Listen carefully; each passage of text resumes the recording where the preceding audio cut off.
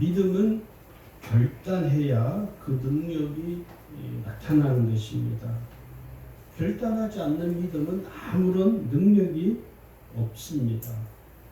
또한 결단하지 않는 그 믿음은 더 이상 믿음이라고 볼 수가 없는 것이죠. 믿음으로 결단한다는 것은 무슨 말이냐면 내가 하나님을 온전히 믿고 의지하겠다라는 나의 영적인 반응입니다. 그래서 하나님께서는 결단하는 사람을 통해서만 역사합니다. 결단하지 않으면 성령께서도 도와주시지 않습니다. 그래서 중요한 것은 내가 믿음으로 결단을 해야 됩니다. 그러면 연약한 나의 심령을, 연약한 나의 믿음을 하나님께서 긍휼히 주셔서 성령께서 도와주시고 나와 함께해 주십니다. 오늘날 왜 우리가 이 믿음으로 결단을 하지 못하느냐면 살아계신 하나님을 믿는 믿음이 온전하지 못하기 때문에 그렇습니다. 성도들을 이렇게 이야기를 이렇게 같이 권면을 하는 걸 보면 하나님을 믿는다고 다 말은 해요. 그런데 문제가 어디에서 문제가 걸리냐면 믿음으로 결단하는 데는 다 주저주저하는 것이죠. 말씀을 들었는데 말씀이 은혜롭다. 거기까지는 가는데 그 말씀대로 살고자 하는 결단까지는 가기가 상당히 어렵다 하는 것입니다. 또 결단을 하지 못하는 이유는 이 도마처럼 의심을 하기 때문이죠. 의심을 하는 것입니다. 끝없이 의심하죠. 의심한다는 것이 도마는 실제로 예수님이 부활하신 장면을 자기가 보지 못했기 때문에 나는 예수님이 부활한 것을 믿지 못한다 라고 끝나는 것이 아니라 내가 그 주님의 목자국과 손자국을 내가 만져보고 내가 두 눈으로 확인하면 내가 그때 가서 믿겠다 이 말이거든요. 그것을 의심하는 것입니다. 오늘 우리의 신앙도 그렇거든요. 도마처럼 늘 의심해요. 하나님 내게 뭔가 보여주면 내게 사인을 주면 하나님이 계신 것으로 제가 믿겠습니다. 그것은 도마와 같은 것이죠. 믿음이 온전하지 못하기 때문에 그러니까 의심하고 믿음이 불완전하기 때문에 이 불완전한 믿음으로 살기 때문에 마음이 뭐가 없냐면 평안이 없습니다. 그리고 불안한 건 분명히 우리가 예수를 믿고 구원받으면 우리의 삶이 평안한 삶이 되어집니다. 마음속에 평안함이 없고 오히려 불안함이 있다는 것은 믿음이 없다는 이야기와 같은 맥락인 것입니다.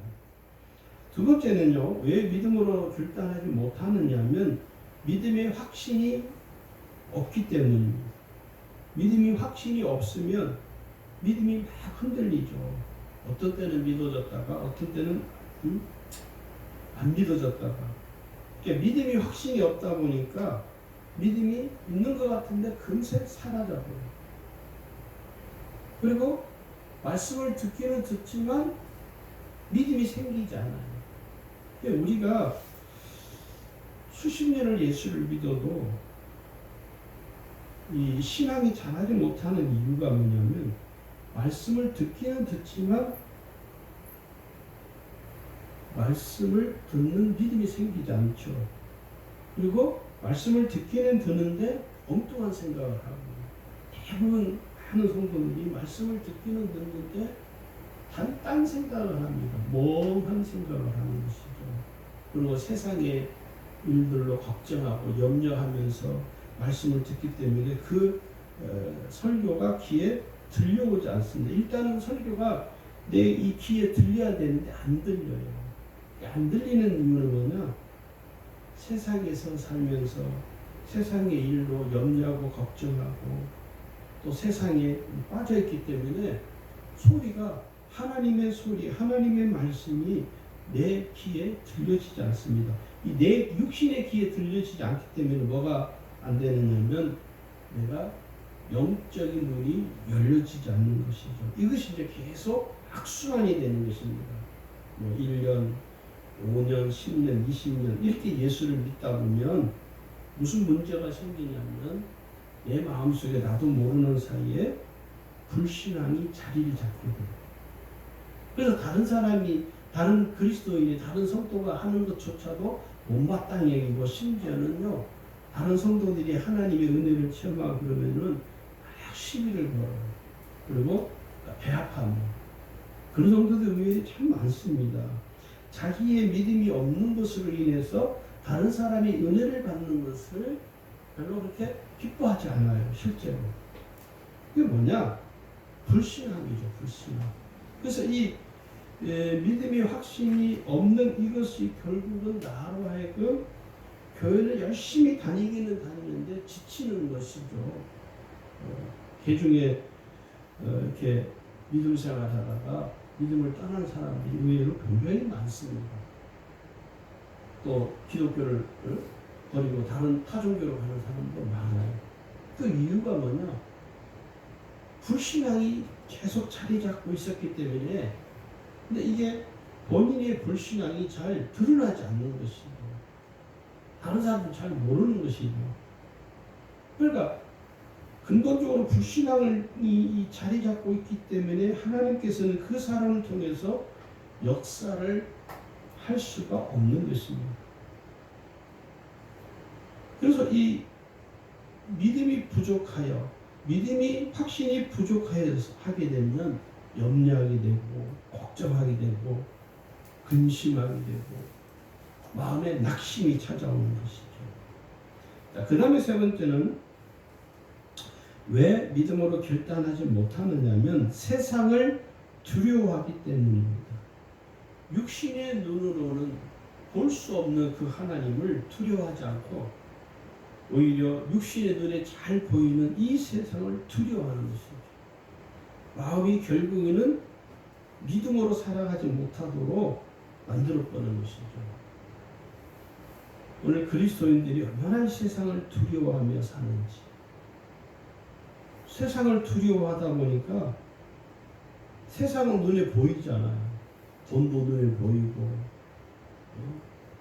다른 사람들은 집도 사고 잘만 사는데 우리는 왜 이렇게 육신의 눈에 그게 금방 보이니까 두려운 것이고, 그런데 육신의 눈에 보여지지 아니하시는 그 살아계신 하나님은 두려워하지 않는 것입니다. 실제로 많은 그리스도인들이 하나님을 두려워하지 않습니다. 왜? 하나님의 눈에 안 보이니까. 그러니까 아무렇게나 사는 거죠. 죄 짓는 것도 쉽게 죄 짓잖아요. 거짓말도 쉽게 하고. 만약에 하나님이 내 눈에 보인다면 여러분 어떻게 우리가 살 수 있습니까? 함부로 살지 못합니다. 진짜. 누가 함부로 살겠습니까? 누가 함부로 죄를 지을 수 있겠습니까? 그렇게 할 수가 없죠. 그러니까 하나님의 눈이 안 보인다고 우리는 막 살아버리는 것이죠. 우리가 이 믿음으로 결단하지 못하게 만드는 것은 결국 믿음에 이 결단하지 못하도록, 믿음으로 결단하지 못하게 하는 것은 세상을 두려워하기 때문에. 하나님을 두려워하면 결단하게 되죠. 하나님이 불꽃 같은 눈으로 나를 바라보고 계시는데 내 삶을 그냥 흐트러지게 살 수 있습니까? 할 수 없죠. 우리가 이 현실에서 맞닥뜨리는 삶의 무게는 굉장히 무겁습니다. 저도 이렇게 목회를 하면서 때로는 목회하는 것이 얼마나 힘겨운지를 너무 피부로 느끼기 때문에,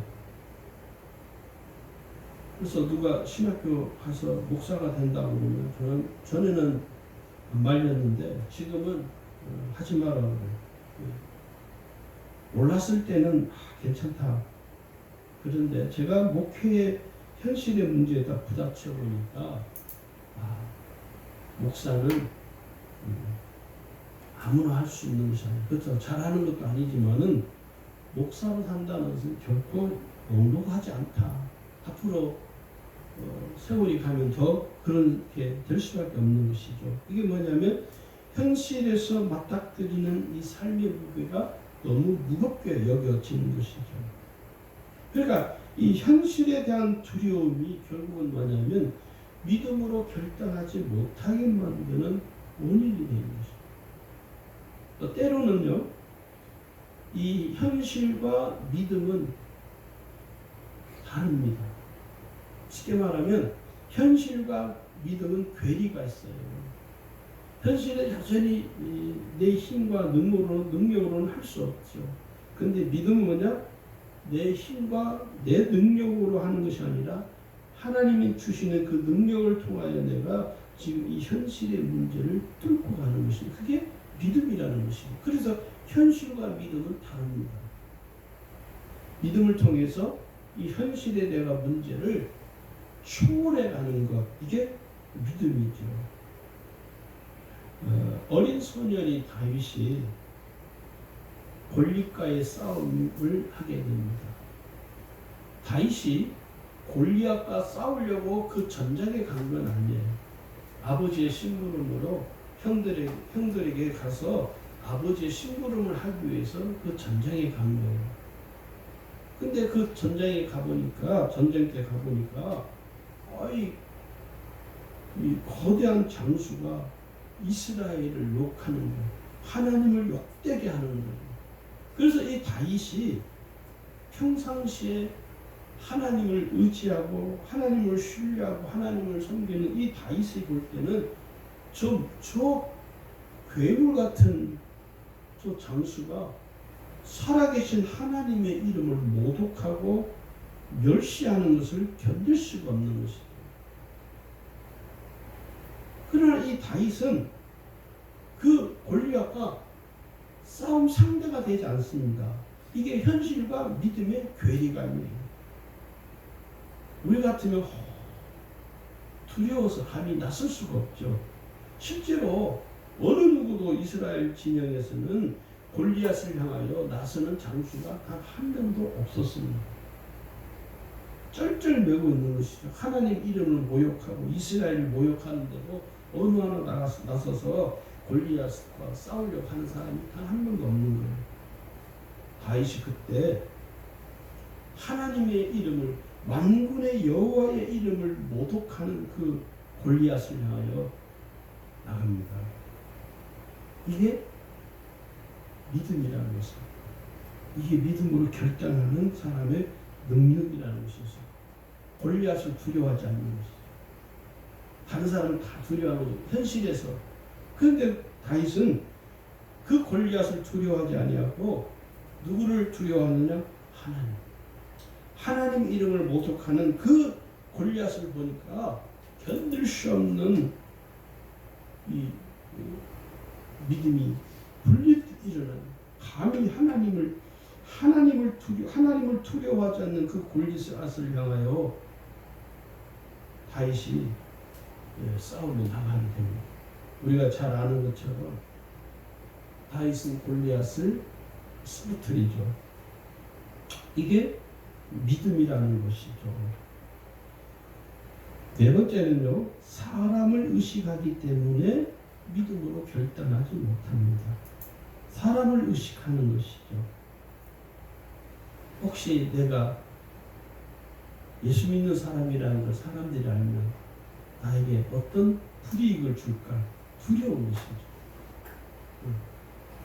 그러니까 자기가 그리스도인이라는 사실도 감추고, 실제로 많은 성도들이 세상에서 자기가 그리스도인이라는 사실을 감추고 사는 사람들이 의외로 많습니다. 저도 직장 생활할 때 저희 직장에 교회를 다니는 사람들이 있었어요. 몰랐어요. 저는. 나중에 한참 뒤에 그때 가서 나보고 나도 교회를 다니는, 자기 부인도 어느 교회 집사라고. 그때서 이야기 뭐예요? 숨기는 거죠. 내가 그리스도인이라는 사실을. 왜? 사람을 의식하기 때문에. 사람을 의식하다 보니까, 지나치게 사람을 의식하다 보니까 신앙을 숨겨버리는 거예요. 왜 그럴까요? 체면 때문에 그렇습니다. 자기 체면. 내 체면이 중요한 것이죠. 하나님보다 내 체면이 더 중요하게 여겨지는 거예요. 그러니까 어떻게 됩니까? 교회에 와서도 신앙생활도 체면 시대의 신앙을 유지하는 거예요. 적당히 거리를 두고, 특히 목사와 담임 목사와 거리를 적당히 두는 거예요. 가까이 오지도 않고 멀리 가지도 않고 적당한 선을 두고 넘지도 않는 것이죠. 담임 목사 곁에도 오지도 않아요. 그런 사람들이 의외로 많습니다. 또 교회도 적당히 거리를 유지하는 것이죠. 왜 그래요? 사람을 의식하기 때문에. 근데 우리가 꼭 알아야 될 게 있어요. 마태복음 10장을 보십시오.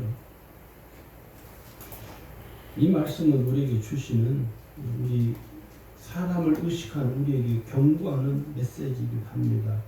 마태복음 10장 32절과 33절을 보겠습니다. 누구든지 사람 앞에서 나를 시인하면 나도 하늘에 계신 내 아버지 앞에서 그를 시인할 것이요, 누구든지 사람 앞에서 나를 부인하면 나도 하늘에 계신 내 아버지 앞에서 그를 부인하리라. 할렐루야.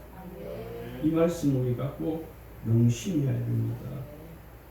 뿌린 대로 거두는 것. 내가 사람들 앞에 하나님을 시인하면 하나님이 나를, 예수님이 하늘에 계신 아버지 앞에서 나를 시인하는 것이고, 내가 사람들 앞에서 주님을 부인하면 그 주님이 아버지 앞에서 나를 부인하겠다는 거예요. 여러분, 우리가 사람을 의식하잖아요. 사람 때문에 우리의 신앙을 잃어버리면 안 됩니다. 우리의 신앙을 지키는 길은 내가 많은 사람들 앞에 내 체면보다 더 중요하게 여기는 것은 뭐냐? 하나님이 계합니다. 오늘 우리 한국 사회에서는 특히 더 그렇죠. 한국 사회에서는 아주 체면을 얼마나 강조합니까? 가지고 자기를 숨기는 것이죠. 구원받은 성도로 우리가 살면서 세상 속에서 사람을 지나치게 의식하지 않도록 우리 자신의 믿음을 지켜야 할 줄로 믿습니다. 믿음으로 우리가 결단하기 위해서는 어떻게 해야 되느냐면, 오늘 로마서 우리가 읽은 본문에도 말씀하죠. 10장 9절에 보면 내가 만일 내 입으로 예수를 주로 시인하며 또 하나님께서 그를 죽은 자 가운데서 살린 것을 내 마음에 믿으면 구원을 받으리라. 10절에 보면 사람이 마음으로 믿어 의에 이르고 입으로 시인하여 구원에 이르느니라. 이 결단하는 것이죠. 믿음으로 결단해야 되는 것입니다. 구원받은 그리스도인의 삶은 모든 삶을 믿음으로 결단할 때 하나님이 그를 통해서 역사해 주시는 것입니다. 첫 번째, 믿음으로 결단하기 위해서는 어떻게 해야 되느냐면, 첫 번째는요, 예수님을 바라봐야 됩니다. 믿음은 내가 예수님을 바라보는 거예요. 세상을 바라보는 그 시선에서 예수님을 바라보는 거예요. 지금 우리가 세상을 바라보기 때문에 두려움이죠. 세상을 바라보면요, 온통 실망스러운 일만 가득합니다. 그래서 세상을 바라보던 나의 시선을 이제는 예수님을 바라보는 시선으로 변화가 일어나야 돼요. 그래야 진짜 믿음으로 결단할 수 있습니다. 내 시선이 어디에 고정이 되어 있느냐, 나의 시선을 어디에 두고 사느냐에 따라서 내 삶의 방향이 설정되어지는 것입니다. 내가 늘 내 시선이 사람을 바라보고 세상을 바라보면요, 내 생각도 온통 사람 생각, 세상 생각으로 가득 채워집니다. 그러나 내 시선이 예수님을 바라보면, 예수님을 바라보는 그 시선이 결국 나로 하여금 믿음으로 살아가고 나를 이끌어가는 거예요. 시선이 얼마나 중요합니다. 여러분, 미국에서도요, 어처구니 없는 지금 일어나요. 우리나라하고 상황이 비슷합니다. 뭐라고 그러냐면, 이건 뭐 팩트예요, 팩트. 가짜 뉴스가 아니고. 미국에서도 그게 고록스럽대요. 코로나는 없다는 거예요. 코로나는 미국 정부에서 만들어서 뻗터린다는 거예요. 가짜라는 거예요. 그러면서 뭐라고요? 마스크를 쓸 이유가 없다. 근데 그 비슷한 상황이 지금 우리나라에서도 벌어지고 있어요. 코로나는 정부가 조작을 했다. 코로나 확진자를 정부가 조작을 해서 퍼뜨리고 있다. 말도 안 되는, 그러니까 그런 시선에 꽂혀 있는 사람은요, 거짓과 사실을 구별을 못해요.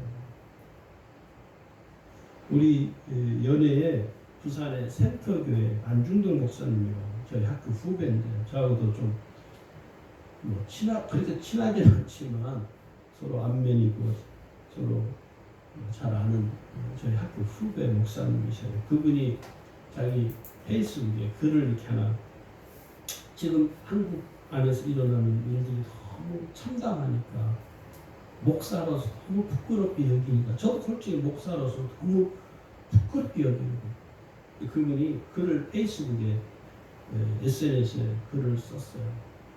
암담한 마음이 들어서 기도하는 가운데 글을 썼는데 그것을 많은 사람들이 공유를 해요.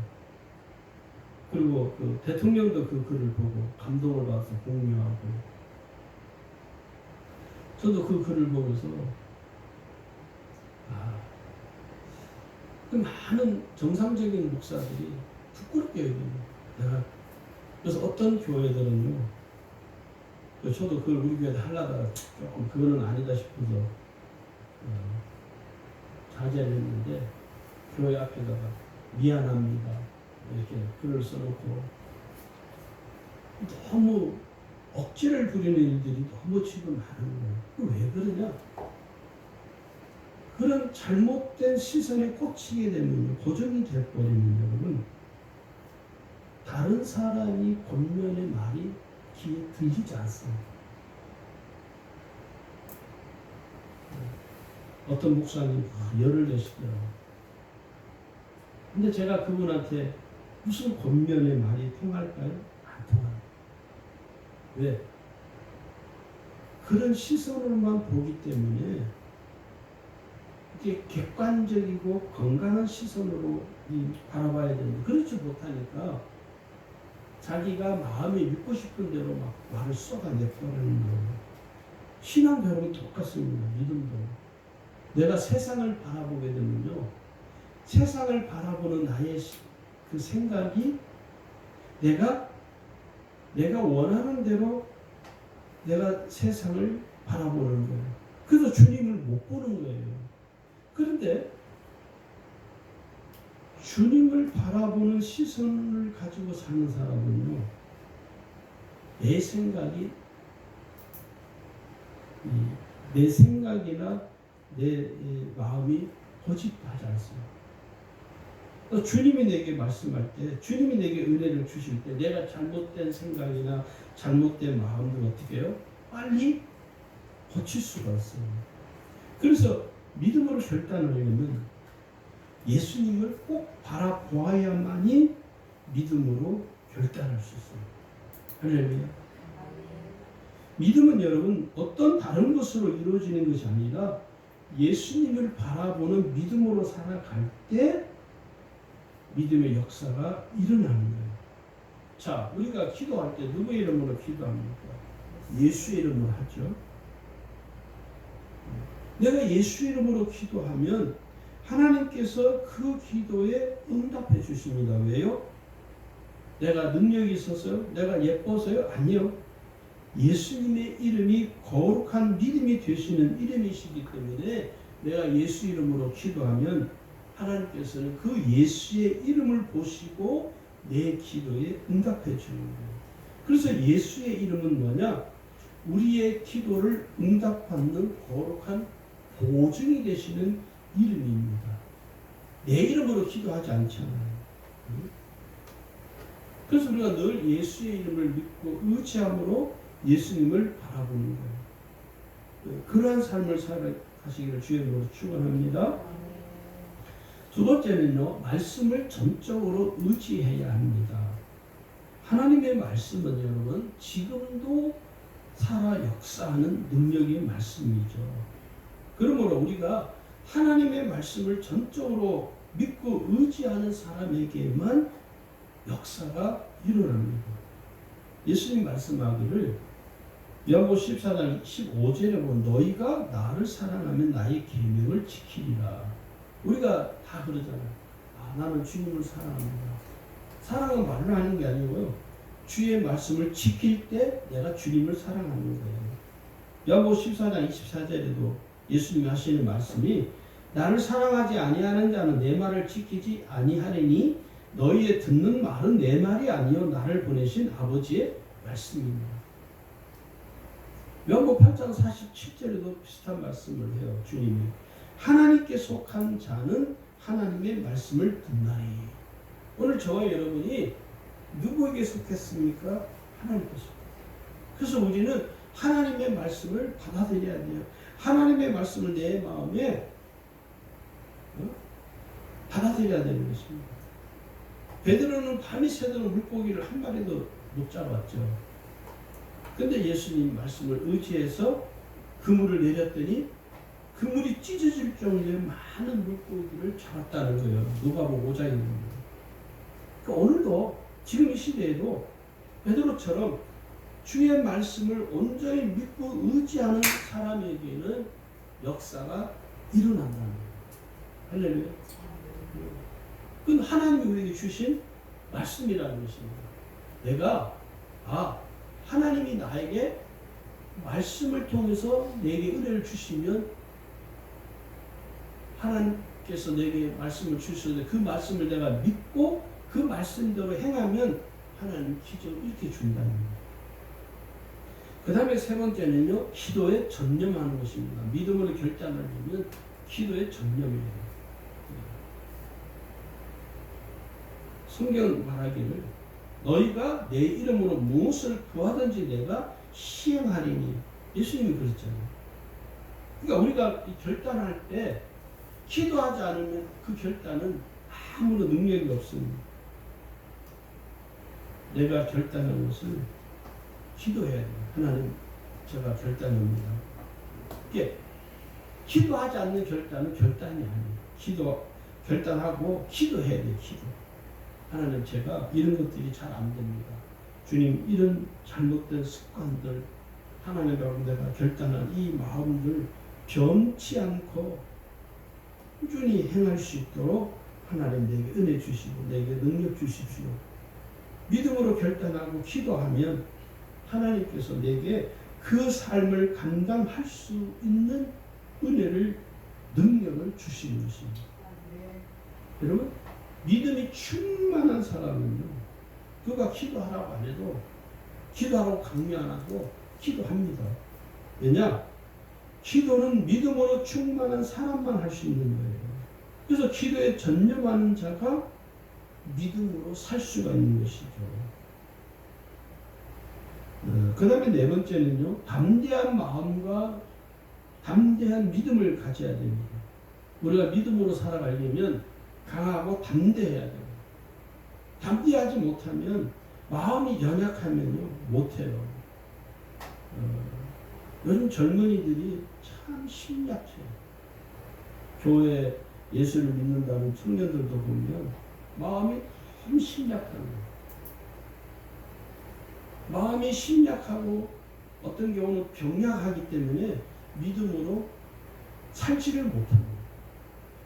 그냥 어떻게 보면 예수 안 믿는 청년들이나 예수 믿는다고 말하는 청년들이나 보면 별 크게 다를 게 없어요.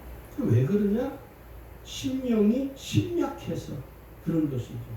두려운 것이죠. 뭘 할지를 몰라요.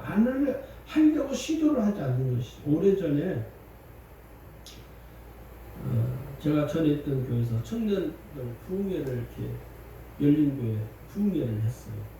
강사로 오신 그 목사님이 같이 이제 교제하러 가면 그런 이야기 합니다. 자기는 자기 교회 청년들이 대부분이지만 요즘 청년들이 정말 침략하기가 그지없다. 뭘 도전을 하려고 안 한다. 지금도 그렇지. 어떤 일에 도전을 하려고 하진 않아. 그냥 그럭저럭 그냥. 그러다 보니까 어떤 일이 벌어지니까 사람들이 그러잖아요. 요즘 그 최고의 인기 있는 직업이 뭔지 아십니까? 공무원이에요. 공무원. 왜냐면 공무원은 안정적이잖아요. 그리고 두 번째 직업에서 인기 있는 직업이 교사. 공무원이 제일 안전. 그러니까 공무원에 수많은 청년들이 몰려가잖아요. 경찰직 공무원, 행정직 공무원 수도 없이 몰려가는 편안한 직업을 나쁘다는 것이 아니에요. 그런데 오늘 우리에게 이 도전적인 정신이 오늘 이번 올해 우리 한국 교회 청년들에게 도전 정신이 좀 들어갔으면 좋겠어요. 왜 도전 정신이라는 것은 결국 믿음으로 하겠다는 거예요. 하나님이 나를 통해서 역사해 주실 것이다. 여러분, 오늘 우리의 믿음을 통해서 여러분과 저의 마음이 세상을 향해 살아갈 때 담대할 수 있기를 주의 이름으로 축원합니다. 우리가 믿음으로 결단하게 되면요, 우리에게 나타나는 삶의 열매가 있습니다. 어떤 삶을 살게 되냐면, 믿음으로 결단을 하게 되면 첫 번째는 살아계신 하나님을 믿고 의지하는 삶을 살게 됩니다. 정말 하나님이 나를 통해 역사하신다. 하나님이 나를 통해서 역사하시는 그 하나님을 온전히 믿고 의지하는 그 삶을 내가 살아가게 되는 거예요. 그래서 시편 121편에 보면요, 하나님을 이렇게 찬양합니다. 시편 121편 1절을 보면 내가 산을 향하여 눈을 들리라. 나의 도움이 어디서 올까? 나의 도움은 천지를 지으신 여호와께로소이다. 여호와께서 너를 실족하지 아니하게 하시며 너를 지키시는 이가 졸지 아니하시로다. 이스라엘을 지키시는 이는 졸지도 아니하시고 주무시지도 아니하시리라. 여호와는 너를 지키시는 이시라. 여호와께서 내 오른쪽에서 그늘이 되시나니. 그래서 8절에 가면요, 7절에 보면 여호와께서 너를 지켜 모든 환난을 면하게 하시며 또 내 영혼을 지키시리로다. 여호와께서 너의 출입을 지금부터 영원까지 지키시리로다. 하나님이 우리와 함께 한다는 것이죠. 할렐루야. 그러니 하나님을 온전히 믿고 의지하는 사람은요, 하나님이 그를 영원부터 끝까지 책임져 준다는, 지켜주신다는 것입니다. 두 번째는요, 믿음으로 결단하게 되면 오직 예수님만 믿고 의지하며 살아가게 됩니다. 이 세상에 그 어떤 것도 믿지 않고 의지하지 않는 것이죠. 오직 예수님만 믿고 의지하는 것입니다. 왜냐? 예수님이 나의 유일한 구원자이시기 때문입니다. 그래서 오늘 로마서 10장 13절에 말하잖아요. 누구든지 주의 이름을 부르는 자는 구원을 받으리라. 나의 구주이신 예수님을 내가 믿고 의지함으로 인하여 내 삶이 평안한 삶을 누리게 된다는 것입니다. 세 번째는요, 하나님의 자녀로서 살게 됩니다. 하나님의 자녀는 아버지이신 하나님께서 인도하시죠. 어느 정도로? 아주 세밀하게 나를 인도하시고 보호해 주시는 것입니다. 그럼 우리가 하나님의 자녀에게 필요한 내 모든 삶의 필요를 아버지이신 하나님께서 채워주십니다. 할렐루야. 하나님이 내 필요를 채워주십니다. 그래서 우리가 이 하나님 아버지의 자녀로 산다는 것이 얼마나 귀한 것인가. 어느 그 프로에서 먼저 드라마상이지만 그 드라마 내용이 중요한 것이나 그 드라마에서 그 자기 아내가 부모님이 안 계셔요. 자기는 아버지도 있고 엄마도 있고 형제도 있고 가족들이 많이 이렇게 있어요. 근데 그 아내가 집에 와서 그래. 이렇게 부모님이 있다는 얼마나 귀한 것인지. 그러면서 그 아내가 하는 말이 부모는 내 삶의 울타리와 같은 존재이다. 그 부모가 있음으로 해서 자기의 삶이 평안해지고 안전해지고 느낀다. 부모가 없기 때문에 자기는 늘 불안했다는 거, 두렵고 똑같은 것입니다. 하나님이 우리의 아버지가 되시기 때문에 그 아버지이신 하나님께서 저와 여러분의 삶의 울타리가 되어 주시는 것입니다. 할렐루야. 여러분 꼭 기억하셔야 돼요. 하나님 아버지께서는 자녀로 살아가는 우리의 필요가 무엇인지를 알까요? 모를까요? 다 아십니다. 할렐루야. 네 번째는 마지막으로 성령과 동행하는 삶을 살게 됩니다. 믿음으로 결단을 하게 되면요, 성령과 동행하는 삶을 사는 은혜를 누리게 돼요. 이 성령께서는요, 구원받은 성도의 심령 속에 영원히 내주하고 계시죠. 그래서 우리는 성령을 내주하시는 성령님이라 그렇게 부르기도 합니다. 또한 이 성령께서 내주하시는 그 성령께서 구원받은 성도들을 가르쳐 주셔요. 올바른 방향, 하나님의 뜻을 따라 살아갈 수 있는 길로 우리를 인도하시며 우리를 가르쳐 주시는 거예요. 그리고 그 성령께서 우리를 위하여 끝까지, 영원까지, 우리가 천국에 이를 때까지 우리를 위하여 중보기도 하십니다. 때로는요, 내가 말할 수 없이 심령이 어려운 가운데 있을 때 그 성령이 나를 위하여 중보기도 하시는 것을 경험할 수 있어요.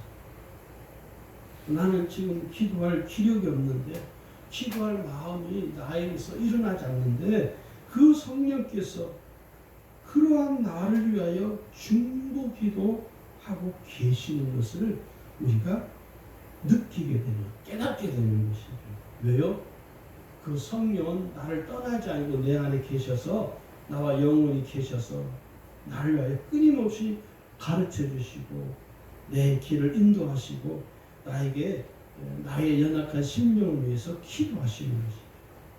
그래서 여러분, 구원받는 성도라는 이 그리스도인은요, 홀로 고독하게 사는 사람들이 아닙니다. 할렐루야. 여러분, 혼자 사는 게 얼마나 고독한지 아십니까? 홀로 있는 것은 고독한 것. 이번 주에 서리 전도사 세 분이 저기 도장을, 감리사니까 감리사에 도장을 찍어 저한테 받으러 왔어요. 그게 뭐냐면 이제 성남 연회에 이제 허입을 하는 거예요.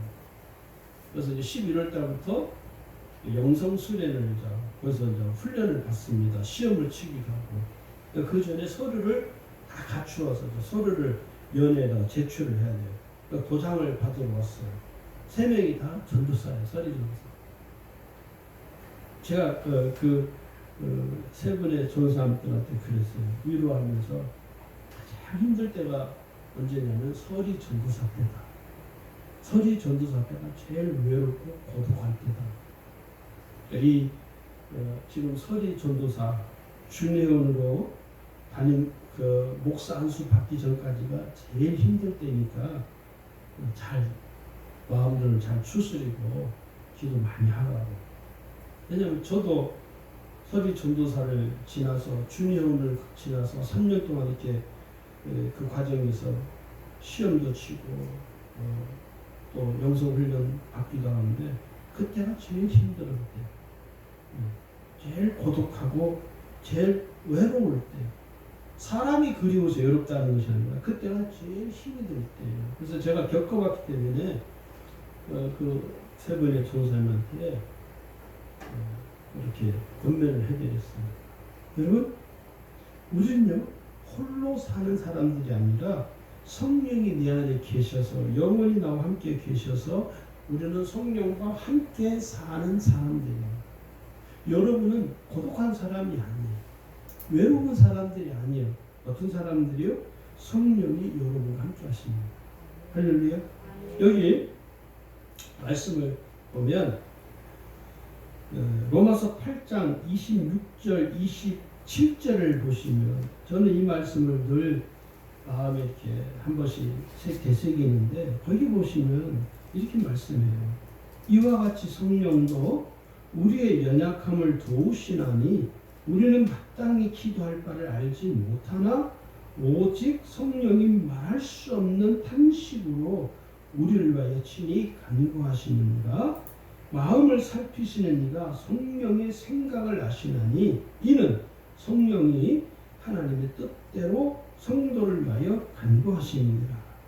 26절에 보시면 성령이 우리의 연약함을 도와주시고 계신다. 저는 이 말씀이 너무 은혜가 돼요. 힘들 때 마음이 낙심이 되고 마음이 힘들 때 이 말씀이 큰 위로를 줘요. 나의 연약함을 아시는 그 성령께서 나를 위하여 어떻게 해요? 말할 수 없는 탄식으로 나를 위하여 기도하신다. 오늘 말씀을 들으시고 여러분 믿음으로 결단하십시오. 결단한 것을 미루면 안 돼요. 지금 즉시 결단하여서 그 결단한 믿음대로 살아가시기를 주의 이름으로 축원합니다.